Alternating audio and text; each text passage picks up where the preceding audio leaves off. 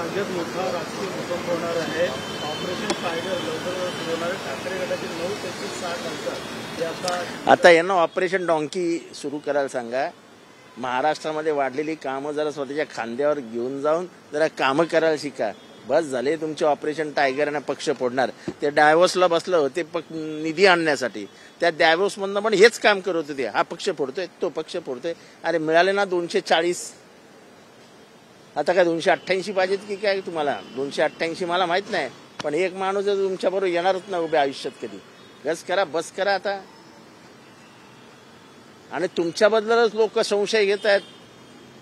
हे जोन करताय ना त्याच्याबद्दलच लोक संशय घेत आहेत की हाच माणूस पहिल्यांदा गद्दारी करेल एकनाथ शिंदेच्या शिवसेनेत। हा संशय तुमच्याबद्दल व्यक्त करतात, कारण का एक जो गद्दारी करतो तो once a traitor is always a traitor. एकदा ट्रेटरचा शिक्का लागला, गद्दारीचा शिक्का लागला की त्या माणसाच्या मागणं गद्दारीचा शिक्का जात नसतो। बंद करा हे बोलणं। तुम्ही अजून तरुण आहात, अजून खूप तुम्हाला पुढे जायचंय। हे सारखं पक्ष फोडतोय, पक्ष फोडतोय, पक्ष फोडतोय। तुम्ही पक्षातनं कधी बाहेर पडलात, त्याच्या आधी तुम्ही किती दिवस त्यांच्या बरोबर बसले तर मला सगळं माहिती आहे, पण हे अति झालं आता तुमचं। शरद पवारकडनं देखील काही खासदार नेते आता वाटेवरती आहेत।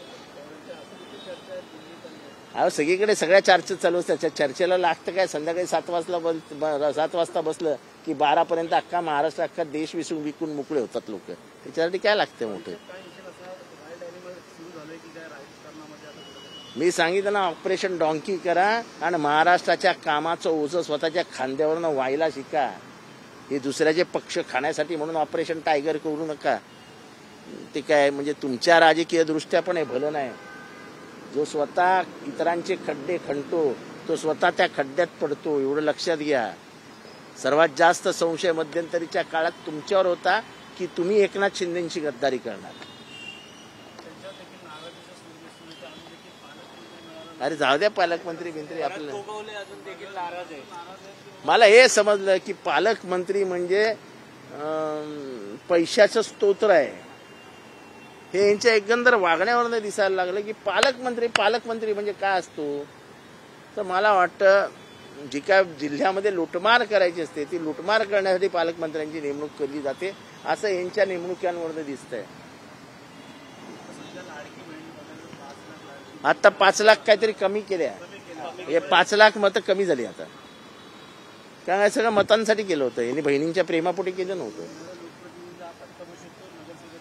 ते मला माहित नाही, पण ह्याच्यात नाही सिद्ध झालं। यांनी फक्त निवडणुकींसाठी केलं होतं। निवडणुका संपल्या, मतं मिळाले, आता लाडक्या बहिणी घरी जातील आपाप एक एक एक एक एक एक एक।